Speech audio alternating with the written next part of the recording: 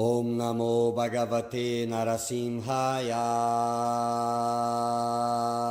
Namaste Tejase Aviravir Bhava Vajranaka Vajradamstra Karma Sayarantaya Tamo Grasa Grasa Om Swaha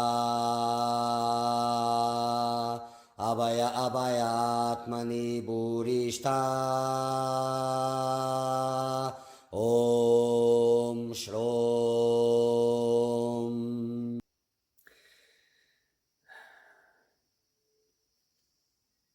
So these symptoms can be experienced from physical, emotional, mental reasons, but they are all spiritual.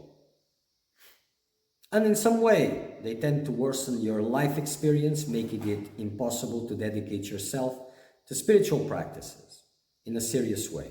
So when I say they are all spiritual, it doesn't mean that all these mental issues, physical, emotional, they are about demons. It means it's about spiritual reasons. One of them may be the presence of these companies.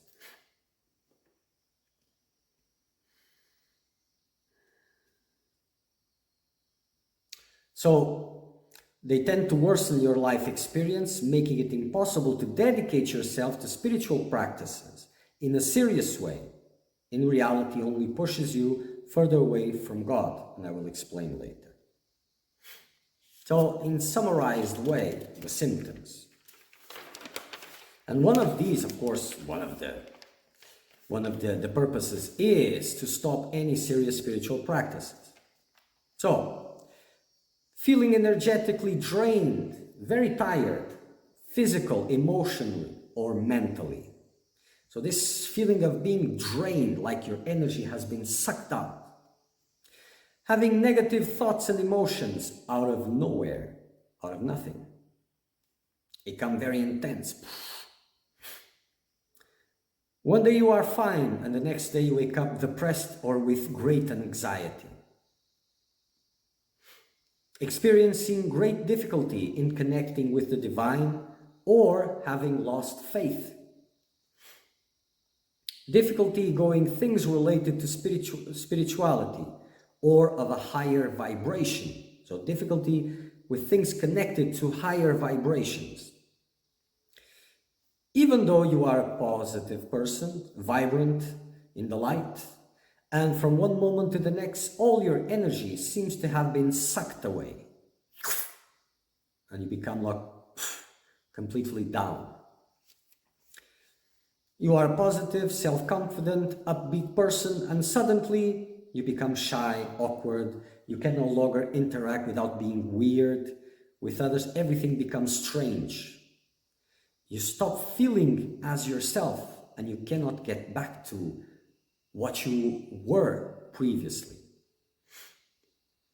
Difficulty getting things done, always procrastinating in what you call your worldly life, and especially in your spiritual practices, in your spiritual decisions, in all which is connected to spirituality. Intense headaches, another one. Now, in spiritual conduct, I summarized these things, but there are many more, but it's so many different aspects that I'm putting just in general terms for your reflection. And if I go one by one in detail, then this will never end. But in the spiritual rebirth, as you go through the process, what you need to become aware of, you will become aware of, if all is going well.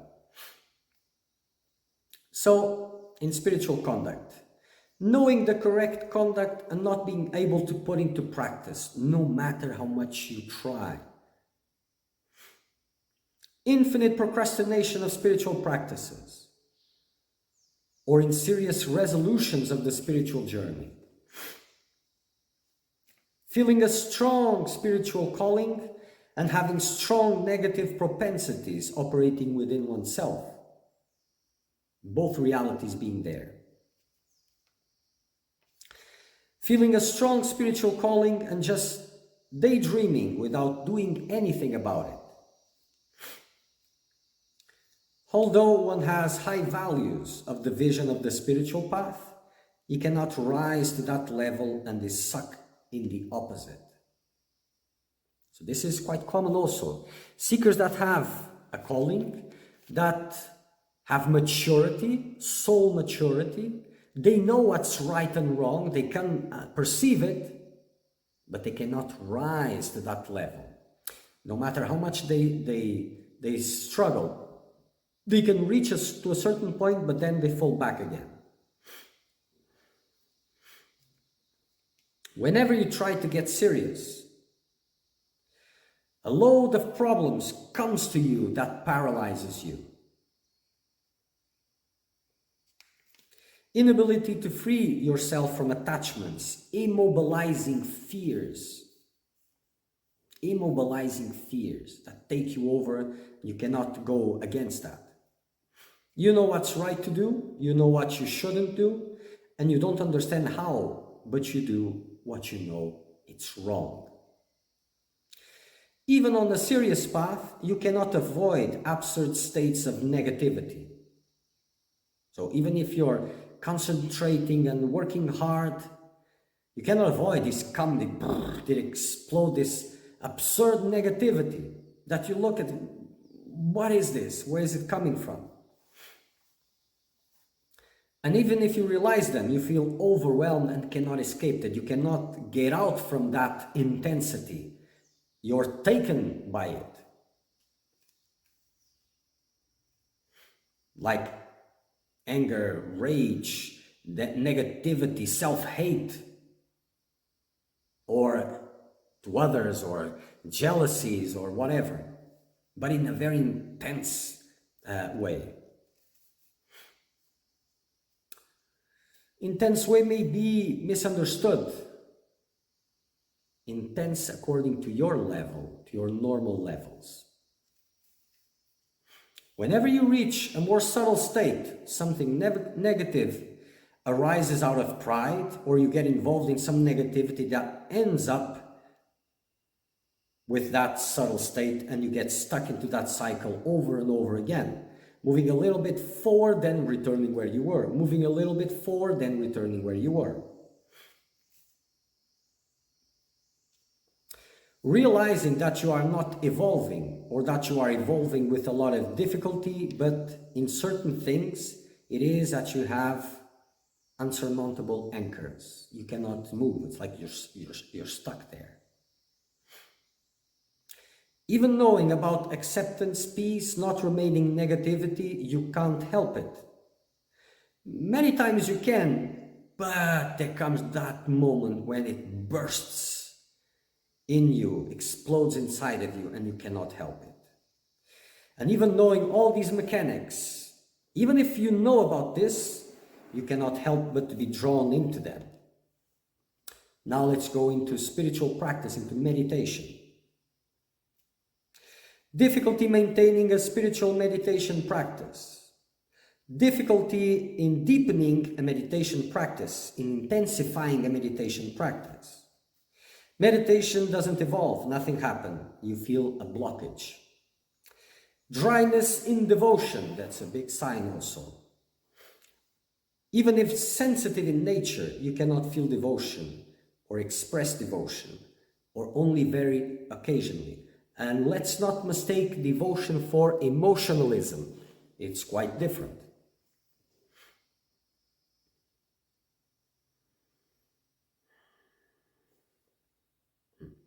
For those who no longer agree with these obstacles, because for them they are seeing this as just obstacles, they don't know what's behind them, and really want to step up their game, sleep comes, intense sleep. Sleeping, even standing up when trying to resist sleep. A sleep that pulls you down, like you fall down. Even if you get up, this sleep comes intensely. You even fall asleep standing up. But This can only be seen by the one who stands up. And this is very difficult to do, because when that sleep comes very, very gently, a sleep in your meditation that you even don't notice. Many say, oh, it seemed that I was asleep, but I wasn't, because I was aware. But this mental slumber, it's a big sign also. Because if this cannot be stopped, if they cannot distract you, tempt you, getting out of meditation and doing and being above meditation, beyond meditation, then they will hinder your meditation. If you're serious. Because only with seriousness raises the fire of meditation, or else it's just a relaxing exercise. It is the fire that they don't like. Feeling sick during meditation, feeling like you are going to vomit, because you start increasing your inner fires, and this starts to process, to trying to expel these presences, and this comes as a nausea or a vomit sensation. Sometimes, now we'll go to that later. Let's follow the notes. Headaches when meditating, associating painful experience with spiritual practices. Start meditating and become upset, full of anxiety, guilt, etc. Anxiety crisis when meditation time comes.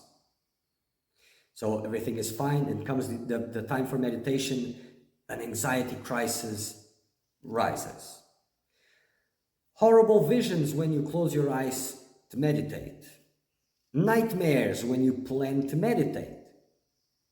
Previous night, lots of nightmares, then negativity, low vibration. Meditation it's heavy, it doesn't go. I'm thinking of other things, but I think they are here, so I will not diverge. Insomnia, not being able to sleep at night.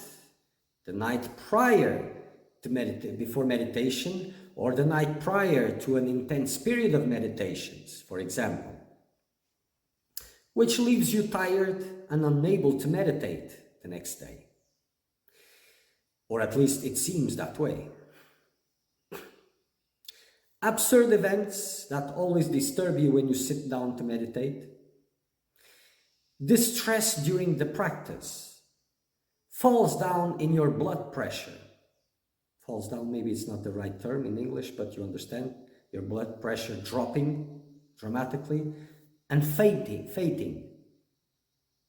Or even falling over, like if you're on a chair, like intensely.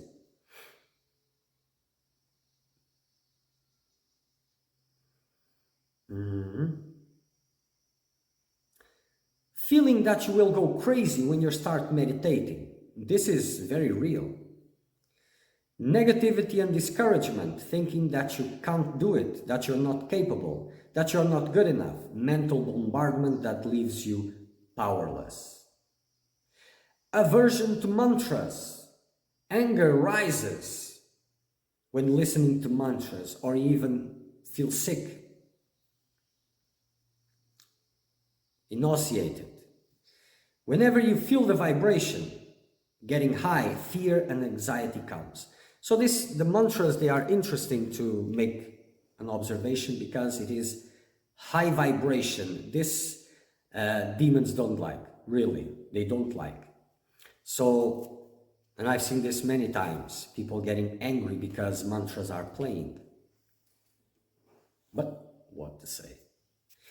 During a period of intense meditation practices, thinking you are going to die and need to do something, seeing children, parents, friends, a maddening feeling that if you don't give in, you will explode, you will die at that moment. I've seen so many people leaving intense retreats because of that.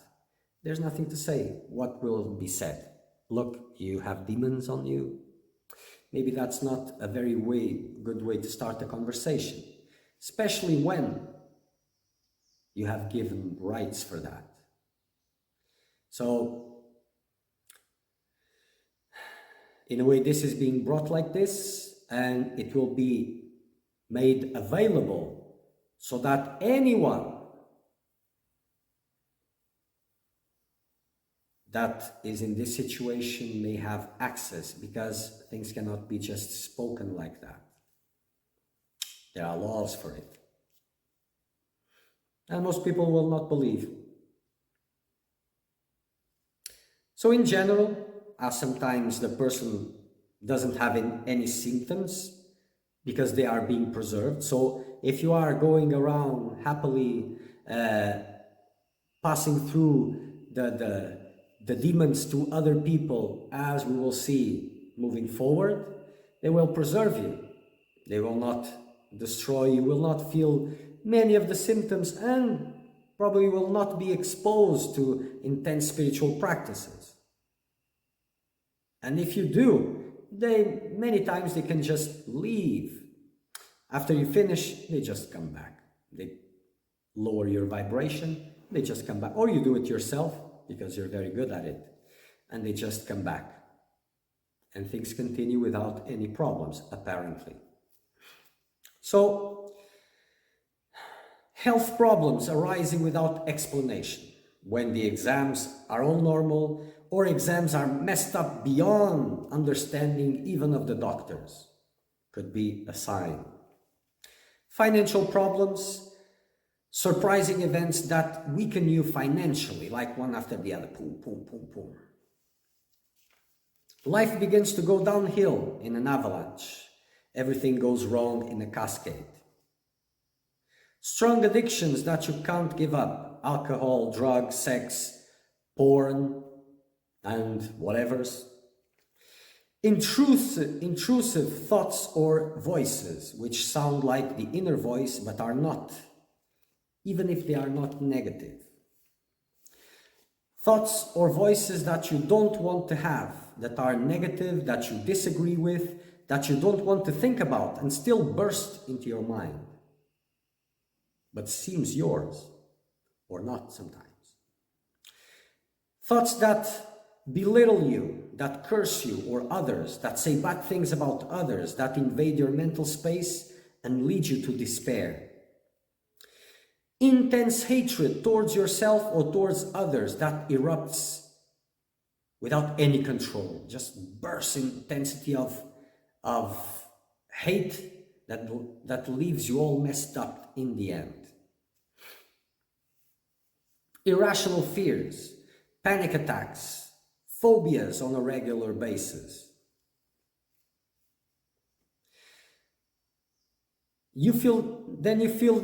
Sometimes you feel that negative traits are growing abnormally. Negativity, judgment, hatred, lust, etc. Some of these, not necessarily all, maybe just one, but it's growing abnormally. And that reactions towards others are disproportionate to the situations. Strong compulsion to do bad things that are not part of your normal behavior. This is for new assigned ones to the demons, because if you are in their hands for a long time, corruption takes place. And then you cannot see these so bad things. They are normal, the things that everybody does, so it's normal.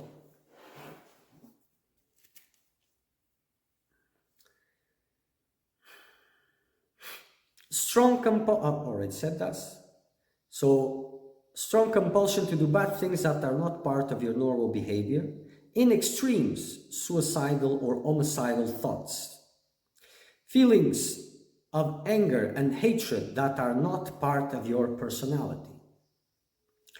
Intense feelings of despair, desolation, depression. Dizziness, fainting, convulsions.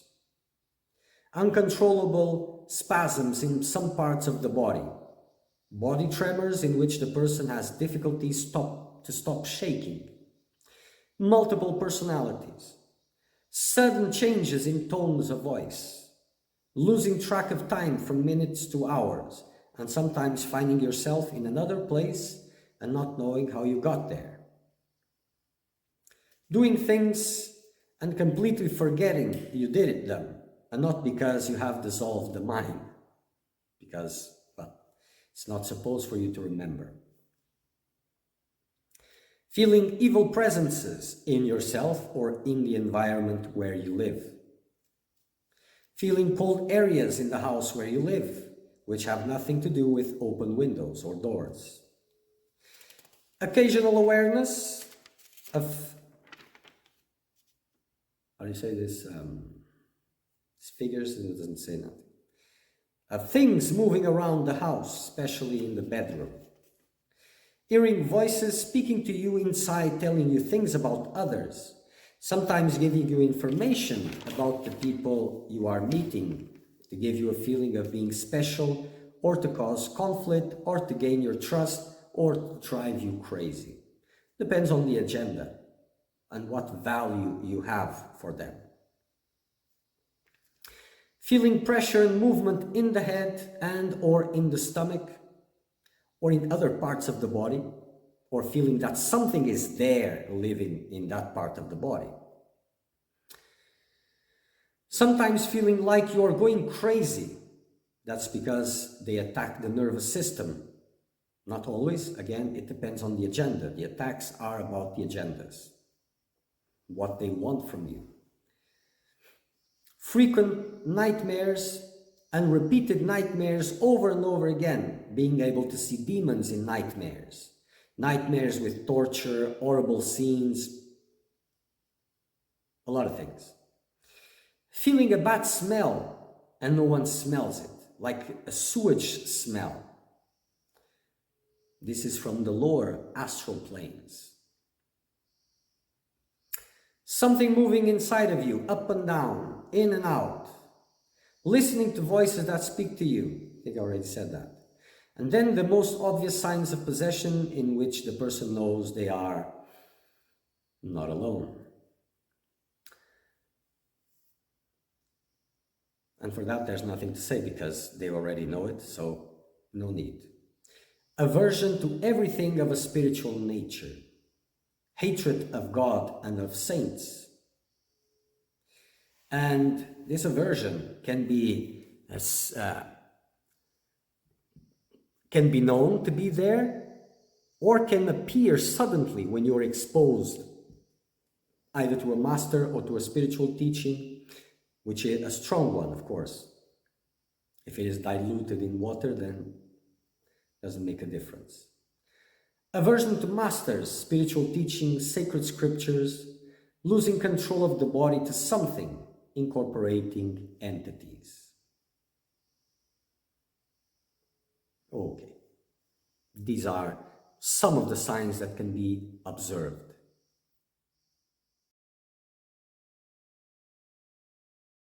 Om Namo Bhagavate Narasimhaya. Namaste Tejase Aviravir Bhava Vajranaka Vajradamshtra Karma Sayarantaya Tamo Grasa Grasa Om Swaha Abhaya Abhayatmani Burishta Om Shro